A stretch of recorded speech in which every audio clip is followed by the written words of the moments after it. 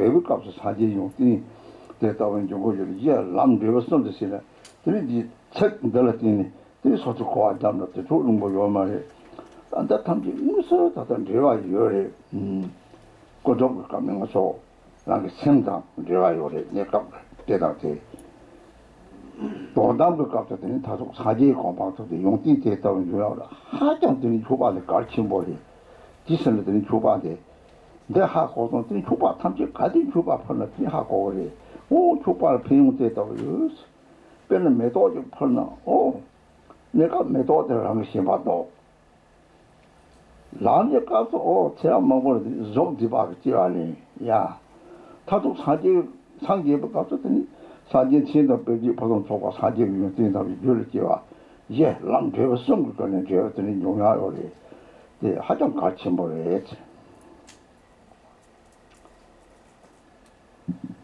너희들이 매도는 산이 매도야 뜨네 그거요리 또 먹으면 저는 육긴 하면 가려는 로그서는 붙여고요리 근데 또 정보들은 매도 녀요리 대형 비용치 뭐래 오, 매도 정보 때려야 팽그 요리 가서 만족 열진로 요리 녀마 때려야 소는 삼지 몇 잡아 덮고 요리 참지를 되니 찡찡찡 되니 소는 그 유인은 팬팬로 요리 방는 뱅뱅뱅 되더니 매도 팬로 다보 녀마 때려 팽그 요리 소는 진다 때려 팽그 요리 녀마랑도 팽그 요리 라 담지 가면 참로 요리 뱅뱅뱅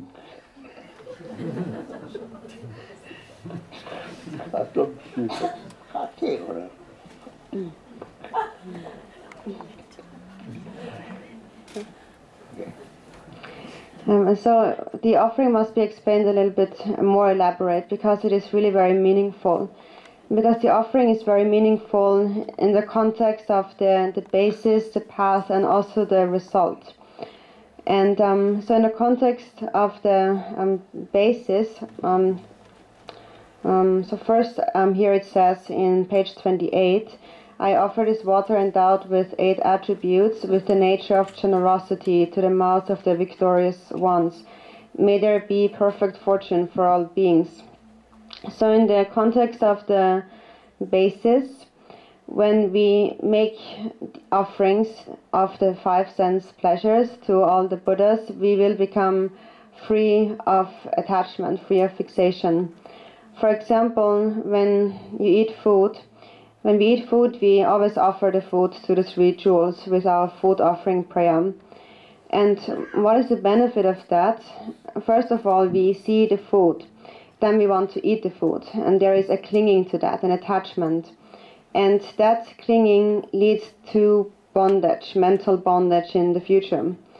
So first we want to eat the food, but then when we offer it up to the 3 jewels first, we have already cut the first rope of bondage. And then secondly, while we are eating the food, we are thinking of the deity. And seeing ourselves as a deity, it becomes an offering to the deity. And therefore it becomes appropriate to enjoy the food. Also there is a feeling of joy when one eats, but the mind is not attached to that. And so that is, one has cut through that rope, that shackles. And so when we offer to the 3 jewels, then we have already detangled that knot, that fixation. There is a mind that is willing and wishing to let go.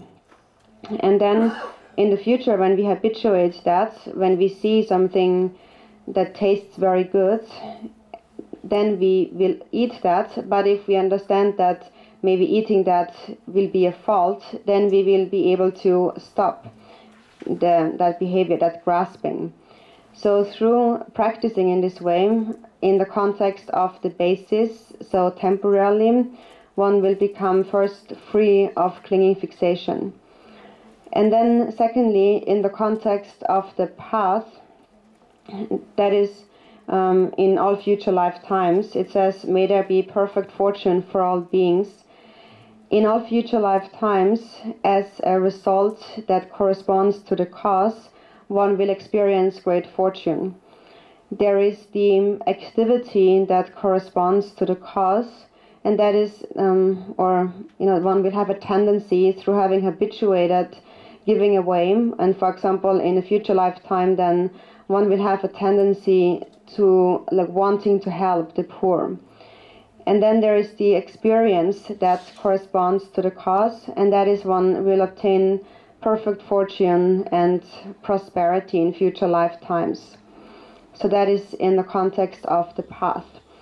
And then in the context of the result, when one ultimately attains enlightenment, such as in the Pure Land of Devachan, that is the context of a result. One will manifest all enlightened qualities. When we read later in the prayer to be born in Devachan, there is one line that says, whatever one is wishing for will appear in the palm of one's hand. So when we have practiced in this way, then later on when we attain enlightenment, through one's own intention, whatever one is intending will be emanated. There will be limitless Buddhas, limitless emanations and pure lands that pervades the entire universe. So we can understand the purpose of offerings in the context of the basis, the path, and the result.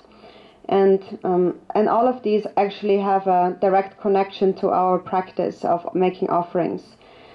First, from a conventional perspective, in the beginning when we engage in practice, it is related to our mind, to our practice, and then also afterwards, when we actually attain enlightenment, the enlightened qualities also relate to the offerings that we have made.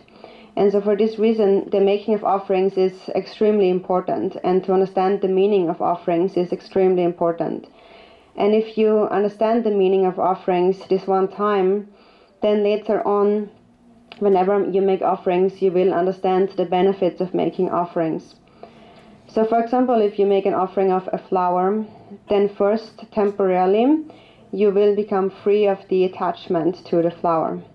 Then, secondly, in the context of the path, in future lifetimes, as a result of having offered flowers, for example, you will have a beautiful body. And then ultimately, when you actually attain enlightenment, as a result of having offered flowers, you will accomplish the enlightened qualities of the Buddha's major and minor marks. So the qualities of making offerings arise in the context of the basis, the path, and the result. And therefore it is very important that we understand the meaning.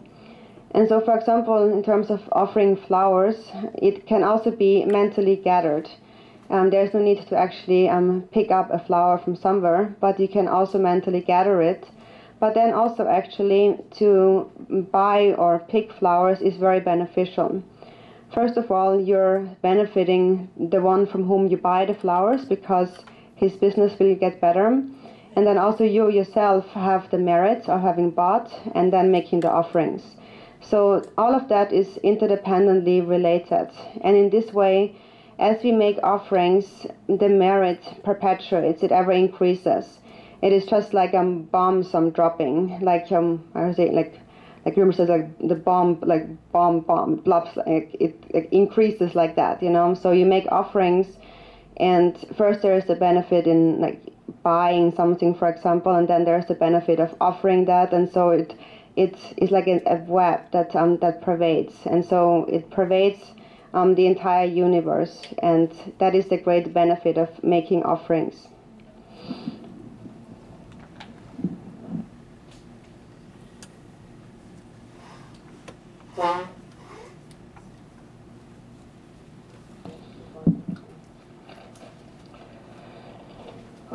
这边再继续讲一下，详细的来讲这个供养的这个意义。这个供养的意义，在从3个部分来讲都是很重要，就是说从根本来讲，在修行的道上来讲，或者是果报来讲，都是很重要的。在第28页这边提到，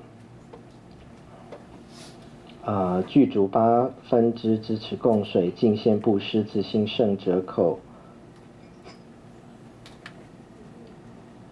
祈愿众生富裕且美满，等等。那么从根本上来讲，我们是要远离各种我们修行的一个很重要的一个目的，就是要远离各种这个执着。那么当我们在吃东西的时候，我们喜欢吃什么东西的时候，我们自然会容易产生一种执取，就想说哦，我要继续来吃这个。那么在产生执着的时候，你同时就产生了一种束缚。可是如果在这个时候你先把要吃的东西先供养三宝呢，起码你暂时已经去掉的第一条这个束缚你的这条绳子，因为你已经把它供出去了。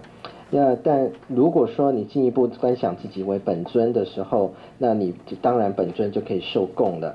那这个受供的时候也要这样子，心不执取不执着的来受供。供养三宝的时候就是无形中我们已经慢慢的解开了缠缚我们这些执着。如果说我们能够持续的来做这样子的这个练习修习的话，那么这个我们对一些自己爱吃的东西的执着就会慢慢减少，这种执着减少，这种过患也会减少。在暂时来讲，我们可以免于这个执着这个好吃的东西的这种执着。那么在从根本上的那个道上来讲呢，会得到很好的一种果报。当我们在把东西布施出去的时候，这个因的这个布施是因为你要利益别人，这个果报也会是很好的。在果报上来讲，这所有这个净土的种种这种证悟的这种功德的，都可能是在跟你当初在布施的这个因会有所关联的。那在等一下讲到这个极乐愿文的时候，也会讲说自然展现在你的手掌中。那么这些都是从自己的发心的动机开始，一直到当最后证悟的时候，这些东西这些因缘成熟之后，果报自然就会展现出来。我们要了解供养的意义是非常重要的，因为不只是在这里有提到供养，我们平常你们在修法的时候也有很多时候是要在供养。如果说你们能够真正了解供养的意义的话，这个它的重要性的话，那对你们是有很大的帮助。那么当然在世俗上来讲，这种供养可能是实物的供养，也可能是自己心意识里面化现出来的这个东西。那么我们在一开始发心的时候，然后再来有一个行动，到最后修行成就有果报的时候，这些的功德是跟供养是有息息相关的。举一个例子来讲，如果今天你供花的话，你供养很美好的花朵的第一部分，在因上面呢，你就是能够免除对这种美好的东西，比如说像花它的一种执着。那么在修行的道上来讲呢，你可以将来世呢，你可以得到美妙的一种色身。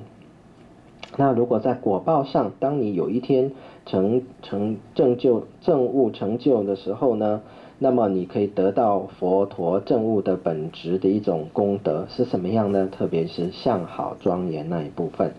所以供养不管是实物的供养，或者是意现心里面画现想象出来的，这些都是很好的。比如说你今天去买花的话，你第一个有利益的就是跟你卖花给你的那个人，那这个本身就有很大的一个利益。所以我们做一个善行的时候，跟到这个因到果彼此之间有相互关联的。那如果能够这样持续的做的话，我们的功德会一直不断的增长，越来越大，就好像这个炸弹这样炸开一样，越来越大，蹦蹦蹦这样子来。所以从买花来讲，供养来讲，彼此之间关联就好像一个网络，一个类似像蜘蛛网的网络一样，遍满了整个宇宙。这个是供养的意义。저희들이 나도 교반에나 발신 쪽으로 공포를 대대서 하고 요리 日本나기잘거고요 소소로 빼다니 되니 나고 이렇게 돈도 간이 다고 그러잖아